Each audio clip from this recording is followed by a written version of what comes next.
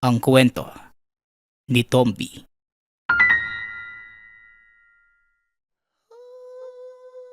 Ang kwentong ito ay hango sa totoong buhay. Mula ito sa isa nating tagapakinig na itago na lang natin sa pangalang Rena.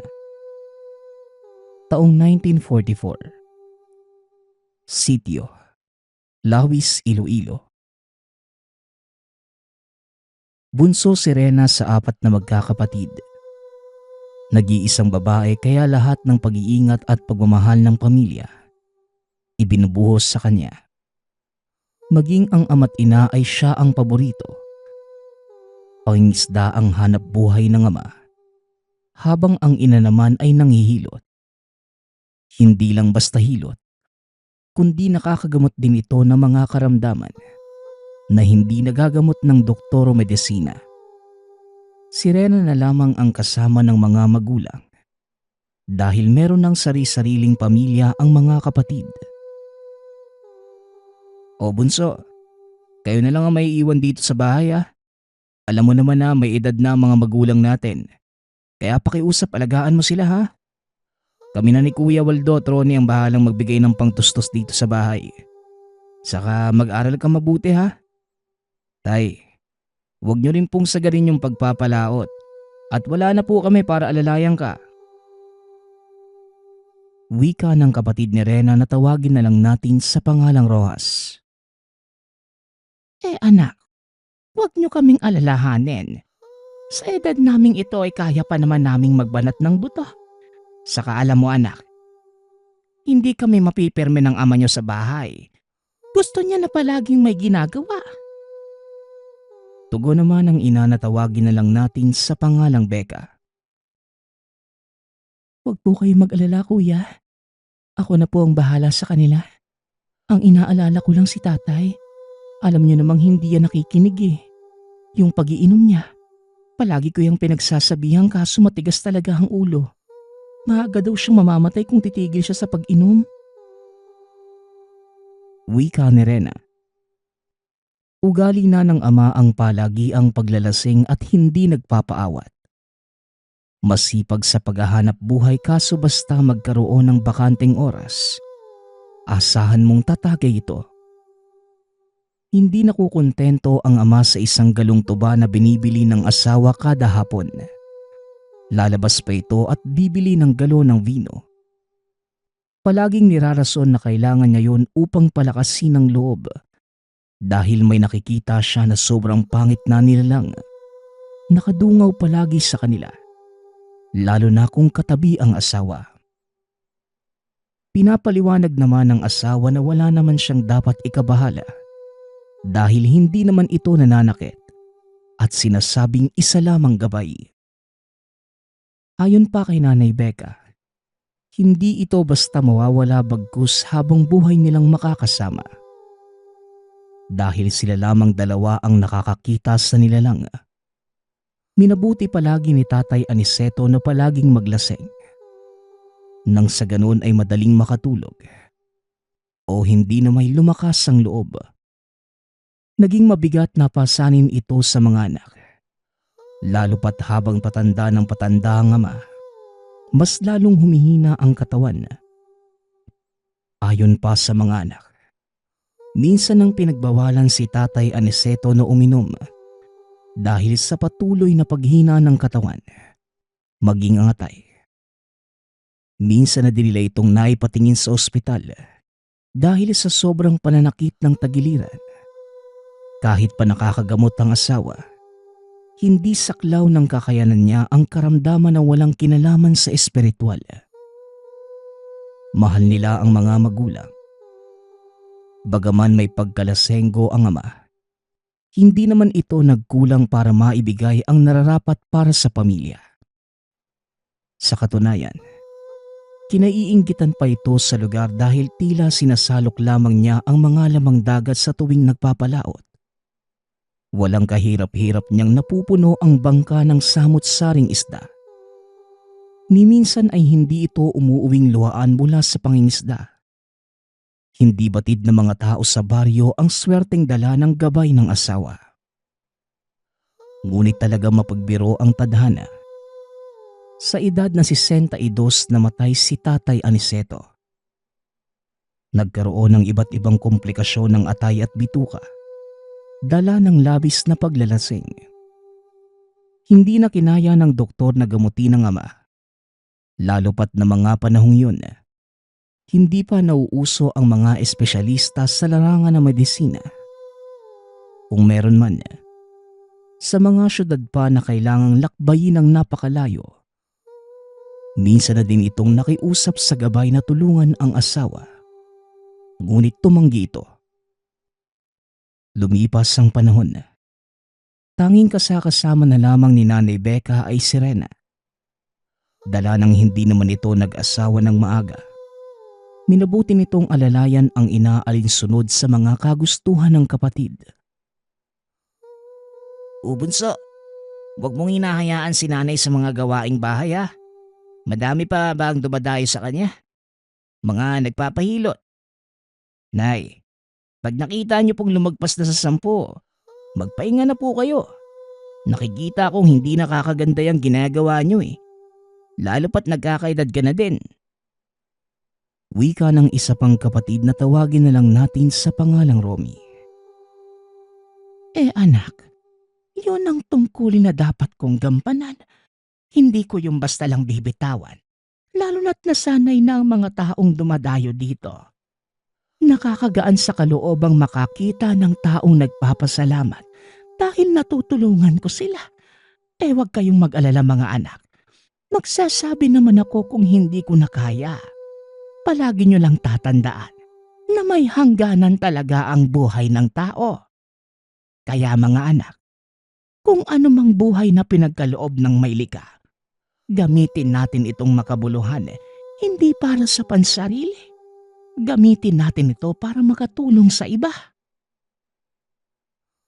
Tugon ni Nanay Becca. Mga kuya, huwag niyo na po kaming alalahanin ni Nanay. Nakikita ko naman po na masaya talaga si Nanay pag may napapagaling siya. Pero syempre, natatakot pa rin ako. Lalo pa kung nagsasalita siya ng ibang lengguwahe na hindi ko naiintindihan. Kausap niya daw yung mga gabay na hindi ko naman nakikita. Wika ni Rena. Dadating ang araw anak. Mamamahinga na din ako. Alam kong isa sa angka ng lilipatan ni Bukura. Kaya Rena, isa puso mo ang mga aral na itinuro ko sa iyo. Bagaman maraming nagsasabi na wala sa inyong magkakapatid ang susunod sa yapak ko, subalit kung mamamaalaman ako ng maaga, makikiusap ako na isa man lang sana sa inyo ang mag-alaga sa kanya. Kaya Rena, tanggalin mo yung takot sa puso mo. Dahil ayon kay Bukura, isang piling bata sa susunod na hanay ng henerasyon sa pamilya natin na ang lilipatan niya. Ang kinakabahala ko, sino?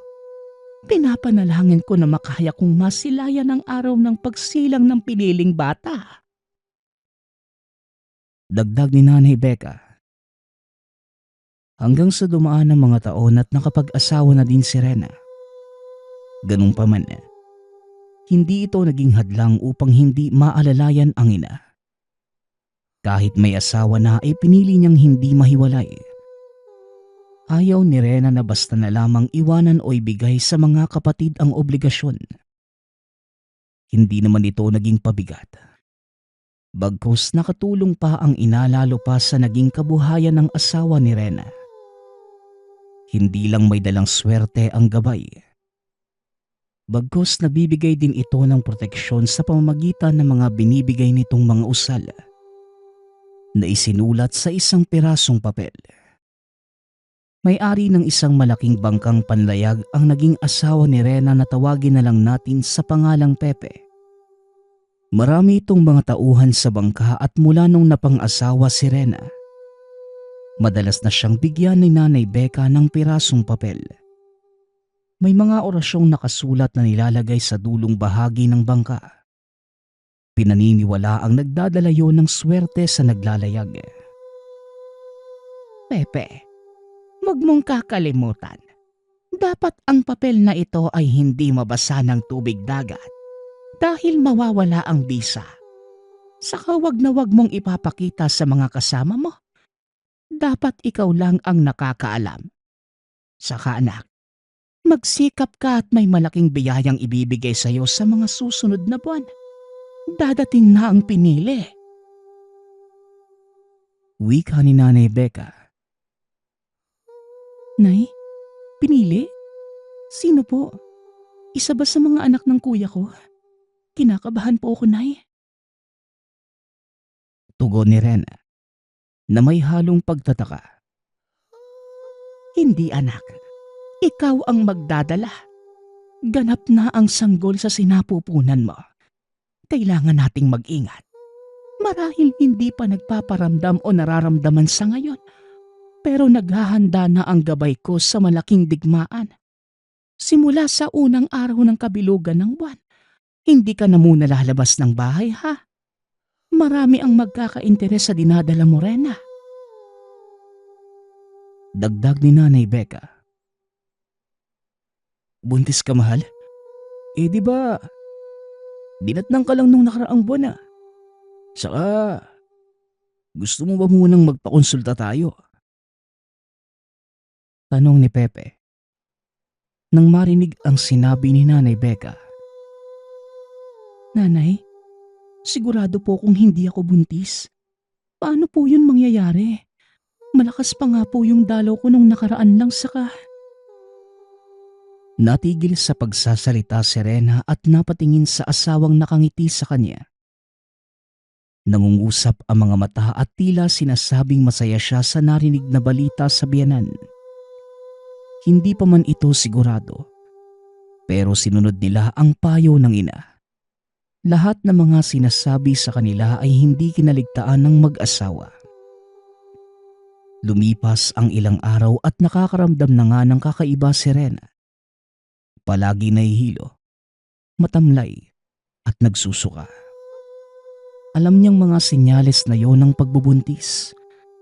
Kaya hindi na ito nagdalawang isip na sabihin sa asawa, maging sa ina. Kaya sa unang araw ng kabilugan ng buwan, nagsagawa ng isang malakasang ritual si Nanay Becca. Alam niyang marami ang dadalaw sa tahanan upang subuking paslangin ang sanggol. Pepe, kung maaari sana, pumirmi ka na lang sa bahay para maalalayan kami ng asawa mo. Paminsan ka na lang muna kung maglayag. Matanda na ako at hindi ko nakakayanin pa kung sakaling pasukin kami ng mga masasamang elemento. Wika ni Nanay Becca. Diyos ko na ano naman pong labang ko? Hindi naman po ako kagaya niyo at lalong hindi ko naman sila nakikita o nararamdaman Paano po ako makakalaban? Tugon ni Pepe. Ay, huwag kang mag-alala. Tuturuan kita. Sa ngayon, paikutin mo ang bahay ng makabuhay. Maganda kung itatanim mo nga nang sa ganon. Gumapang ito ng kusa para mabalot ang buong tahanan. Tugon ni Nanay Becca. Ganon nga ang ginawa ni Pepe. Halos maging ang mga bakod ay tinaniman niya ng makabuhay. Laking gulat nito nang masipat ang mga pananim. Biglaan na lamang yumabong makalipas ng isang araw. Nagtataka man ay mas pinili nitong manahimik sa kadahilanan. Alam niyang tinutulungan sila ng gabay ni Nanay Becca. Mula nung unang kabilugan ng buwan hanggang sa unti-unting paglaki ng tiyan ni Rena, halos gabi-gabing may paggambala sa tahanan nila. May mga gabing nakakarinig sila ng mga alulong ng aso, mga pag-aangil at minsan pa'y nakaramdam ng yabag sa bubong ng tahanan. Ang pinagtataka pa nga ni Pepe, tila may kung anong nilalang na bumabalibag o nagtataboy sa mga ito. Isang umaga, habang nag-aagahan silang tatlo, bumisita ang isa sa mga kapatid ni Rena. Napakunot ang noon nito kung bakit tila gubat ng makabuhayang lugar. Diyos ko na ano po bang nangyayari dito? Siya nga pala na Si Kuya Romy hindi na muna makakadalaw. May sakit daw yung anak at hindi niya basta lang maiwan ng asawa eh. Kaya ako na muna ang inutusan niyang bumisita dito. Wika ng isa pang kapatid na tawagin na lang natin sa pangalang Waldo. Paano ba yung anak niya? Huwag mo nang isipin ang paligid, Waldo. Kailangan ng kapatid mo ng proteksyon. Kaya abisuhan mo ang mga kapatid niyo. At kailangan namin ng taga-alalay. Mga anak, delikado ang pagdadalang tao ni Rena. Delikado ang sanggol na dinadala niya. Tugon ni Nanay Rena. Kailan pa po ba ito na eh? Kaya pala nung nakausap ko yung mga tauhan ni Pepe nung nakaraang araw ilang buwan na silang hindi lumalayag. Pepe, bakit hindi mo muna ipahawak sa kanila ang bangka mo? Kawawa naman yung mga taong naasa lang sa paglalayag niyo. Dagdag ni Waldo. Oo nga kuya Hayaan mo po't kakausapin ko sila. Hindi ko kasi maiwan si Rena lalo pat hindi na kaya ni Nanay Bekang umalalay. Matatapos din kung ano man ang suliranin namin. Sa ngayon kuya, may awa po ang Diyos. Tugon ni Pepe. Matapos ang pag-uusap ay napagpasyahan ni Pepeng ipagkatiwala sa kaibigan ang pagpapalaot. Nang sa ganon, hindi matambay ang mga kasama sa paglalayag. Dala ng pag-aalala sa asawa at magiging anak. Minabuti pa rin ni Pepeng manatili sa tahanan. Sa awa ng Diyos, dahil kahit papano'y may mga naitabi siyang pera para sa pamilya. Kaya nakayanan itong suportahan ang pamilya kahit hindi muna maghanap buhay. Ayon kay Nanay Becca, pansamantala lamang ang ganitong sitwasyon. Maghihintay lamang hanggang sa maipanganak ang sanggol sa sinapupunan ni Rena. Lumipas pa ang ilang buwan na naging maayos naman ang lahat. Bumilog na ng husto ang tiyan ni Rena. Nilagyan na ito ng pangsaklob na pulang tela. Naniniwala ang ina na sa pamamagitan nito, makakatulong yun sa pagtatago ng sanggol laban sa mga anak ng dilim. Maliban sa makabuhay, nagpaikot na din ang ina ng dagdag pangontra upang masigurado na walang sino mang demonyo na makakalapit sa kanila. Anak, malapit na ang kabuanan mo. Nakikita ko ng babae din na magiging anak mo. Kaya pakiusap, magpakatatag kayo ni Pepe. Kayo ang panghuhugutan ng lakas ng inyong supling. Wika ni Nanay Becca. Nay, kahit sabihin niyong matibay ako o kami ng asawa ko, hindi ko pa rin maiwasang mabahala. Maraming salamat sa mga tulong po ninyo. Kung ano man itong biyayang pinagkaloob ng Diyos sa amin, bukas puso po namin yung tinatanggap. Tugon ni Rena. Habang kaharap ang ina, hawak-hawak niya ang bilugang tiyan. Tila napapasipa ang sanggol sa bawat pagdampi ng mga palad nito sa sinapupunan. Habang papalapit ang araw ng panganganak, napapansin na niya ang unti-unting pag-iba ng galaw ng ina. Nararamdaman niyang hinihintay na lamang ni Nanay Becca na mailuwal niya ang sanggol. Inayos na nila ang silid kung saan siya manganganak. Inilatag ng ina ang isang balabal na gawa sa telang mabulaklakin. Gawa ito sa masinsinang pagbuburda ng mga katagang hindi nababasa ng mga pangkaraniwang tao. Mabilis na lumipas ang araw. Bago ang araw ng kapanganakan ni Rena, nagsidatingan ang mga kuya niya upang umalalay sa kanila. Sila ang magsisilbing gwardya sa tinakdang oras. Alam na mga magkakapatid lahat ng pinagdaanan ni Rena at ng ina. Kaya sa ganung paraan, makakatulong at makakaalalay man lamang sila. Nay, magsasalitan po kami sa pagbabantay ha. Waldo, kayo ni Pepe ang magkasama. Ako at si Roas ang papalit sa inyo sa ating gabi. Maganda kung hatiin natin ang oras dahil mahaba ang gabi. Wika ni Romy. Nay, sa tansya po ninyo, anong oras po lalabas ang bata? Saka napatignan niyo ba sa doktor si Bunso? Alam ko pong manghihilot kayo pero nababahala po ako na hindi man lang naranasan ni Rena ang uminom ng bitamina. Tanong ni Rojas. Ilang kayong magkakapatid? Ni minsan hindi naman ako umasa sa gamot na galing sa reseta ng doktor. Mas may tiwala ako sa mga halamang gamot. Lalo pa kung galing ito sa kalikasan. Nakakasigurado kong mabisa at ligtas gamitin.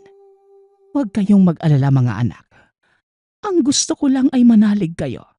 Magtiwala kayo sa ama. Tugon ni Nanay Becca. Napatango na lamang ang mga anak. Tahimik na lumapit sa ina at sabay-sabay silang yumakap. Halos maluha-luha si Nanay Becca dahil ramdam niyang malapit na siyang mamaalam. Habang yakap ang mga anak, nakatingin ito kay Bukura ng nakangiti. Sa ilang taon ngayon niya lamang naramdaman ang kakaibang pagkapuno sa pagkatao. Kakaibang hagod na tumatagos hanggang kaluluwa.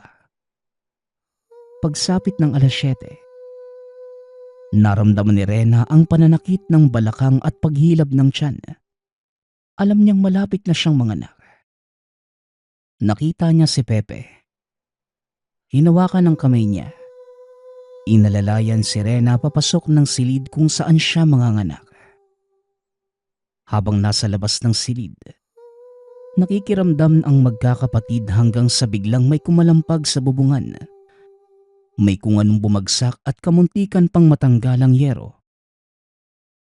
Habang pinupulsuhan ni Nanay Becca ang anak, nag-usal ito ng orasyon pang proteksyon. Hindi lang sa kaharap kundi maging sa buong bahay. Mga anak, siguraduhin niyong sarado ang lahat ng bintana at pinto. May mga bisita tayong paparating. At lahat sila magiging saksi. Wika ni Nanay Becca. Nay, hindi ko na po kaya. Pakiramdam ko po, lalabas na yung anak ko. Diyos ko, tulungan niyo po ako. Wika ni Rena. Kumalma ka lang asawa ko. Nandito lang ako. Wika ni Pepe. Minuto lang ang lumipas. Hinawakan ng ina ang tiyan ng anak. Hinahagod ito ng dahan-dahan habang nagsasalita ng hindi maintindihang lengguwahe.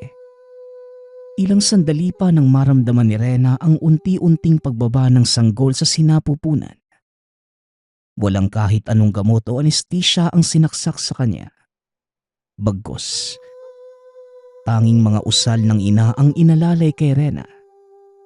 Saktong maghahating gabi nang lumabas ang bata. Ilang sandaling katahimikan ang bumalot sa buong tahanan. Nang unti-unting tinaas ni Nanay Becca ang bata, bilang tanda ng pag-aalay sa Diyos amang may likha ng buhay. Nagsambit pa ito ng mga katagang salamat Panginoon. Hanggang sa biglang umiyak ng napakalakas ang bata. Indikasyon na may buhay ang inaalay. Nakatulog si Rena habang nililinis ng ina ang bata.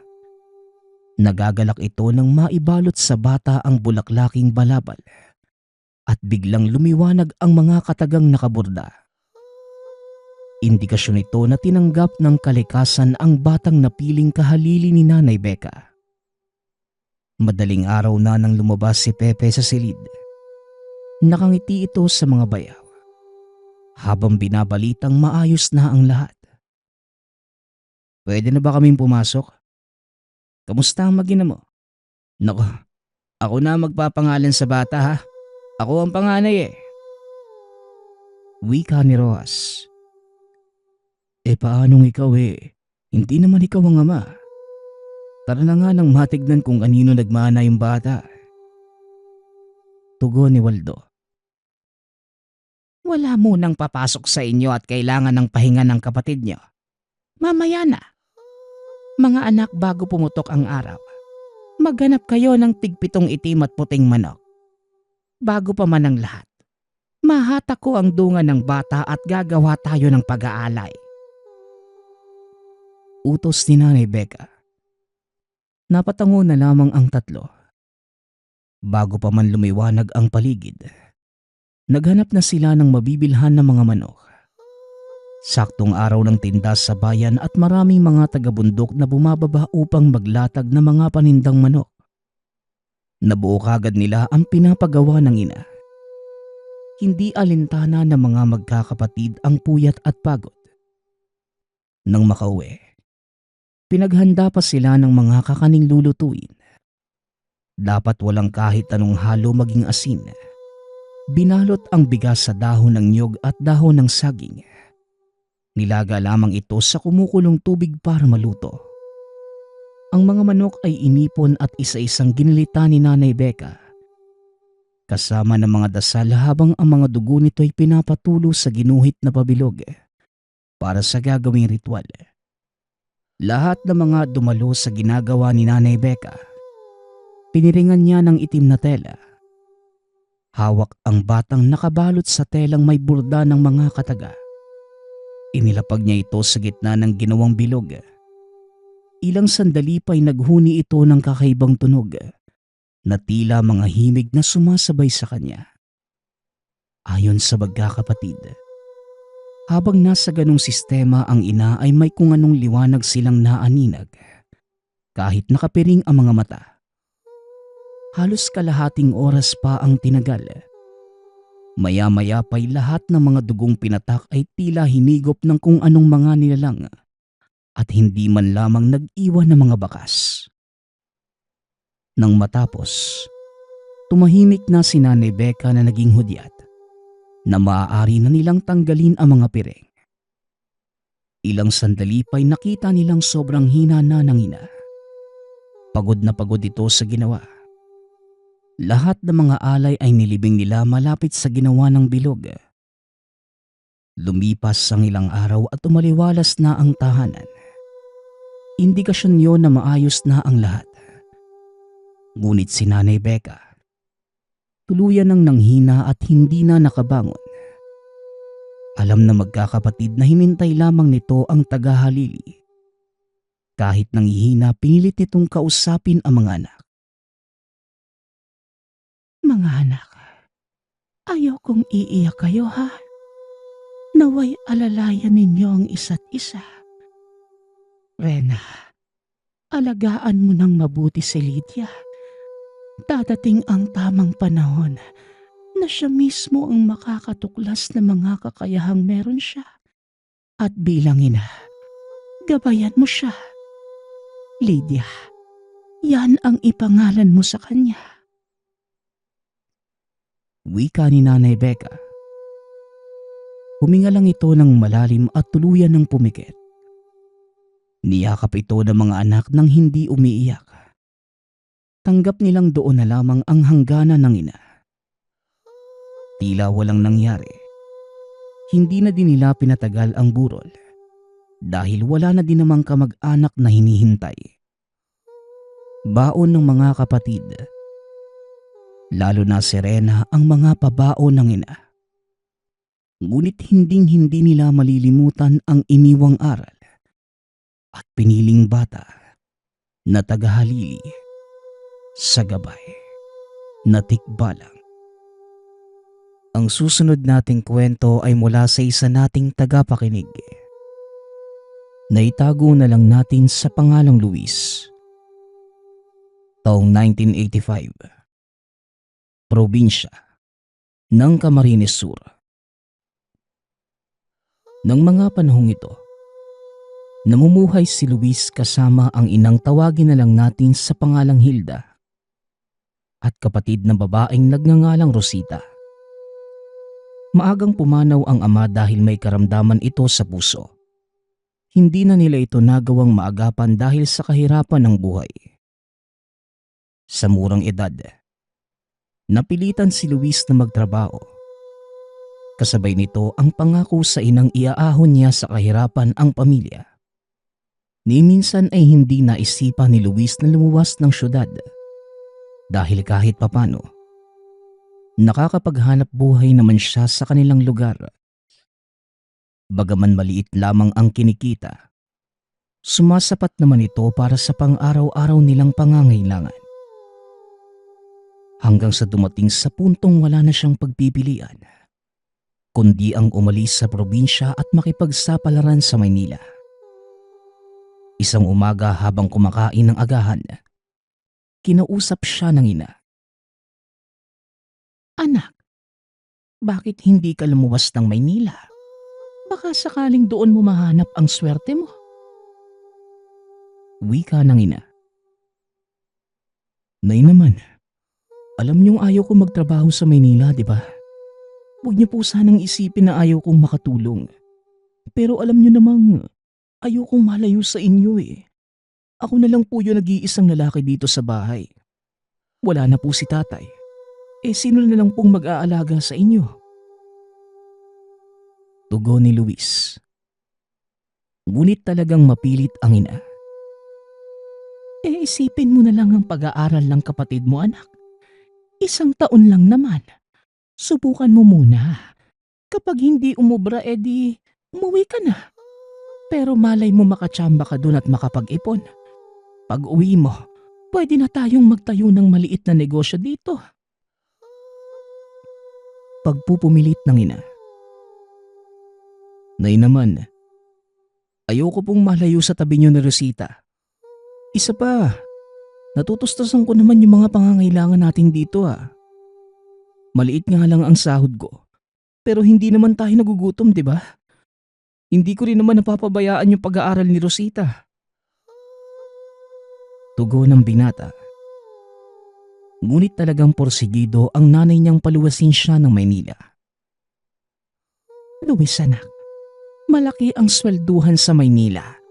At isa pa kaya na namin ng kapatid mo ang mga gawain sa bahay. Mas malaki ang pagkakataong mabago mo ang buhay mo doon. Kaya anak, pag-isipan mo munang mabuti. Wika ni Nanay Hilda. Isang malalim na buntong hininga ang itinugo ng binata. Pinili niyang wag nang sumagot dahil alam niyang hindi lang din sila magkakaintindihan ng ina. Nang muli niyang tignan ng ina ay nakita niya ang pagkadesperado sa mga mata nito. Kaya naman wala na siyang napagpilian. 1 taon lang, Nay. Kapag hindi umubra, uwi ako dito ha. Wika ng binata. Unti-unti namang gumuhit ang ngiti sa mukha ng ina at niyakap siya. Maraming salamat anak. Salamat at pumayag ka. Huwag kang mag-alala. Ako na ang bahala dito sa bahay. Hindi ko din papabayaan ang kapatid mo. Wika ni Nanay Hilda. Nang mga sumunod na araw, madaling araw pa lang ay hinatid siya ng ina at kapatid sa sakayan ng bus. Medyo mahaba din ang babiyahihin niya kaya mas mabuting maaga pa lamang. Naroon na siya. Anak, palagi mong tatandaan hindi kagaya dito ang pamumuhay sa Maynila ha. Kaya mag-iingat ka. Huwag kang basta-basta magtitiwala sa mga hindi mo kakilala. Tandaan mo, kung ano ang ipupunta mo doon, huwag mo kaming alalahanin ng kapatid mo at kaya na namin dito. Wika ng ina. Kaagad naman siyang sumakay ng bus. Nangingilid ang luha sa mata ng binata. Dahil ito pa lamang ang unang araw na lilisanin niya ang pamilya. Pag-andar ng bus, hindi na siya tumingin pa sa mga ito. Dahil alam niyang iiyak lamang siya at yun ang ayaw niyang makita ng ina. Paglabas sa terminal ng bus, doon pa lamang siya nagpasyang tignan ang kapatid at ina na kumakaway pa din sa kanya. Pinagmamasdan niya itong mabuti dahil mawawala siya ng mahabang panahon. Halos 10 oras ang biyahe. Pagkarating sa Maynila, kagad siyang tumuloy sa uupahan niyang silid. Sinalubong naman siya ng landlady. Bago pa man umalis si Luis, may nag-aantay ng trabaho at tahanan para sa kanya.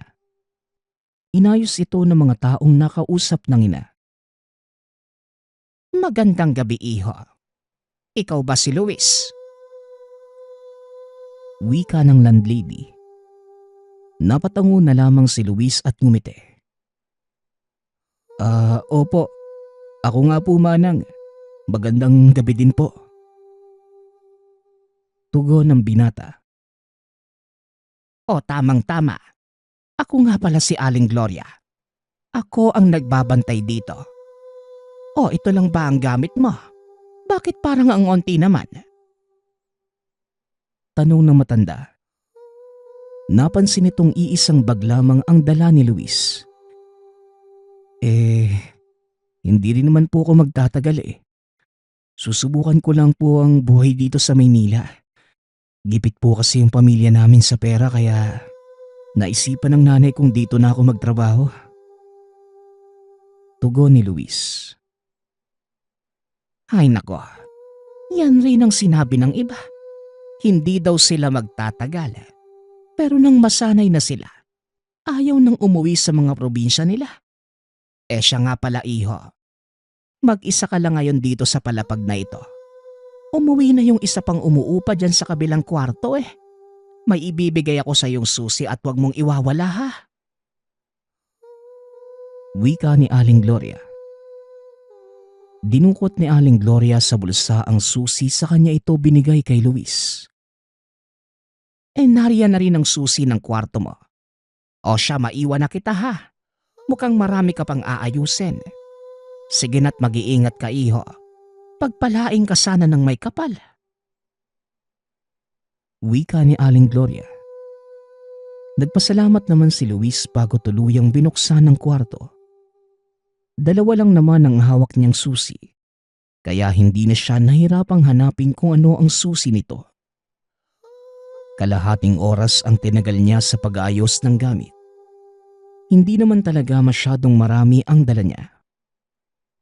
Kinabukasan, maaga itong gumising upang makapaghanda sa trabahong papasukan. Natanggap siya sa isang tindahan ng mga sapatos. Maayos ang sweldo at higit na mas malaki ang kikitain kaysa doon sa probinsya. Ang tanging problema lang, ang kanilang amo na tawagin na lang natin sa pangalang Roden. Masyadong mahigpit pagdating sa mga tauhan, lalo na sa schedule. Hindi rin kailanman ngumiti si Roden at kadalasan masama pa ang titig nito sa kanya. Gayunpaman, hindi na ito binigyan pa ni Luis ng gaanong pansin. Naging maayos naman ang pagtatrabaho at wala naman siyang naging problema sa mga kasamahan. Madalas ay nag-overtime siya para kahit papano malaki ang maipapadala niya sa ina at kapatid. Kadalasang inaabot siya ng pagsasara ng departamento. Naghahanda na sana ito umuwi nang biglang magring ang telepono na nasa lamesa. Nandiyan ka pa ba sa opisina, Luis? Hindi ka naman siguro papauwi na, no? May iutos lang sana ako. Wika ng tao sa kabilang linya. Ang tumawag pala sa kanya ay ang boss niyang si Roden. Papauwi na sana, boss eh. Pero kung may ipag-uutos kayo, wala pong problema. Tugon ni Luis. Mabuti naman. Pakikuha mo ng kahon sa storage. Nandiyan pa naman siguro si Rosa, no? Sabihin mo lang sa kanya yung pinag-uutos ko, alam niya na yon. Tapos ilapag mo lang sa lamesa ko. Kailangan ko yung bukas eh. Utos ni Roden mula sa kabilang linya.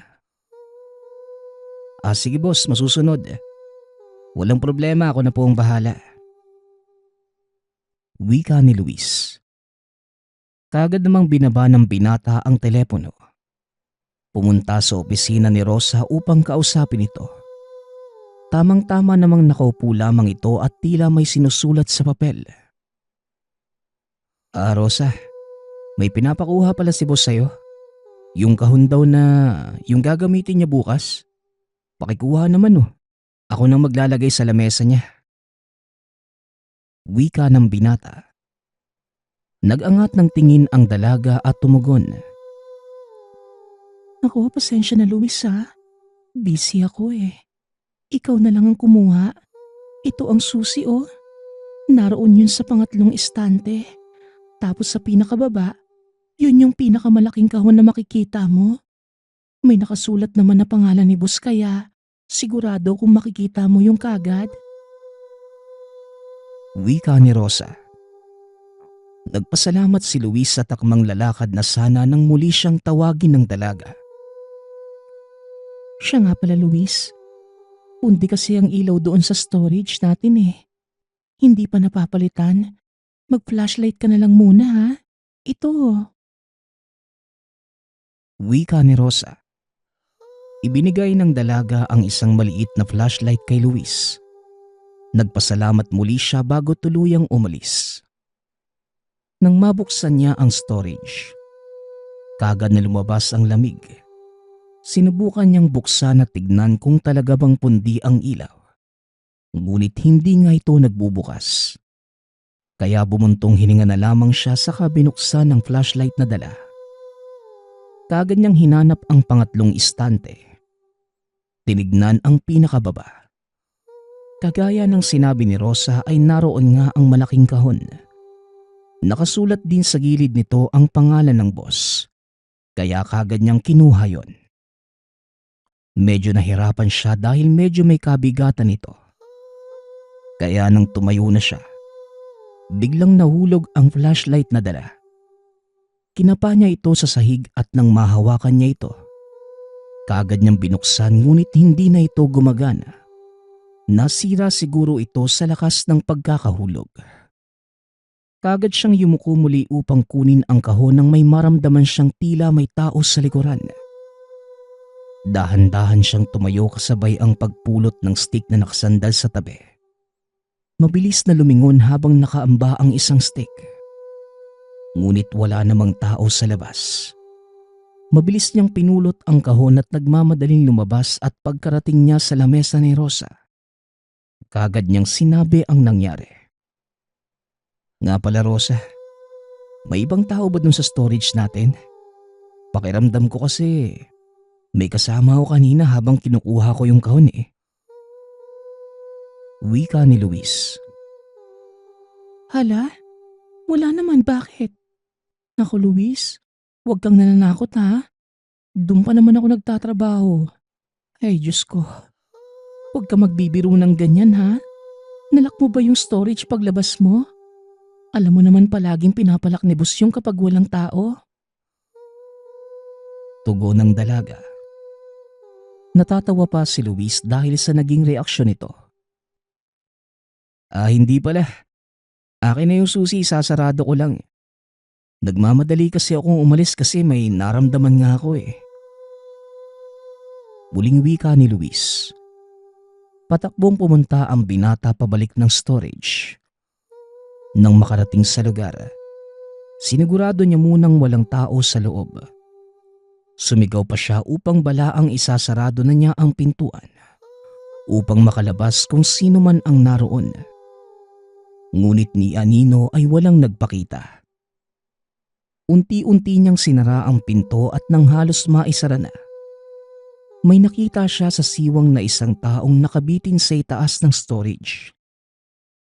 Hindi nalagyan ng kisame ang bahaging yun ng silid. Tinitigan niya ito at dahil sa kaunting liwanag na nagmumula sa mga bukas na ilaw sa labas, napagtanto niyang nakatitig sa kanya ang tao. Halos nanlamig si Luis sa nakita. Kagad niyang sinara ang pinto at tila nanigas sa kanyang kinatatayuan. Ngunit pilit niyang sinasabi sa sarili. Tama na Luis, tinatakot mo lang ang sarili mo eh. Wala yun. Imahinasyon mo lang yan. Pagod ka lang sa kakatrabaho. Wika ni Luis. Huminga ito ng malalim at nagsimulang maglakad pabalik sa opisina ni Rosa. Rosa, mauna na akong umuwi sa'yo ha. Mag-iingat ka dito. Maaga pa kasi kami bukas kaya kailangan ko na magpahinga. Nakakapagod yung araw na to eh. Umuwi ka na din ha. Huwag ka na masyadong magpagabi. Sige na Rosa, mauuna na ako ha. Wika ng binata. Sabay lakad palabas ng opisina ng dalaga. Sige, mag-iingat ka Luis ha. Marami pa namang loko dyan sa daan. Tugon ni Rosa. Tinawanan na lamang siya ni Luis bago tuluyang umalis. Malapit lamang ang tinutuluyan. Isang sakayan lang pero pwede rin namang lakarin. Walang makitang tricycle si Luis kaya napagpasyahan niyang maglakad na lamang. Nang makarating siya sa inuupahan, kagaya ng dating gawi, binuksan niya ang gate. Tumuloy na papunta sa silid. Nakakita siya ng isang maliit na pulang kahon sa harapan ng kwarto. Nagtataka ang binata. Wala pa naman siyang gaanong kakilala sa lugar. Ngunit kagad niyang nalaman kung saan ito nanggaling nang basahin ang nakasulat. Anak, para sa iyo ito at ingatan mo sana. Ayos lang kami ng kapatid mo at nakakapag-ipon naman kami para sa itatayo nating sari-sari store dito. Kaunting panahon na lang anak, makakauwi ka na. Nagmamahal, Nanay Hilda. Ito ang nakasaad sa sulat. Kaagad napangiti si Luis matapos mabasa ang sulat. Kinuha niya ang kahon at dinala sa kwarto. Napagpasyahan niyang maligo muna bago buksan ang kahon. At nang matapos, naupo siya sa kama at maingat na tinanggal ang pagkakatali ng laso sa kahon. Napangiti siya nang makita kung ano ang laman ng kahon. Isa itong kutsilyo na may itim na hawakan na may disenyong gumagapang na ahas. At dahil binigay ito ng ina, itinago niya ito sa bag. Matapos niyang maitabi ang bigay ng ina, kaagad na din siyang nahiga upang magpahinga. Ngunit sa kalagitnaan ng pagtulog, bigla na lamang siyang naalimpungatan. Nang idilat ang mga mata, napakadilim ng paligid na wala siyang maaninag na kahit anong liwanag. Sinubukan niyang bumangon, ngunit hindi niya magawa na tila may nakadagan sa kanyang katawan at nakatali sa mga paa. Sinubukan niyang sumigaw para sana humingi ng tulong. Ngunit kahit anong gawin, hindi siya makagawa ng kahit anong ingay. Nagsimula na itong makaramdam ng takot. Nararamdaman din niya ang pamumuo ng pawis sa noo. Hanggang sa nakarinig siya ng isang tinig. Bakit mo tinalikuran ang mga nakita mo sa opisina, Luis? Dahil sa takot? Tandaan mo, may tadhana ang bawat nilalang na nabuhay sa mundo. Wika ng tinig.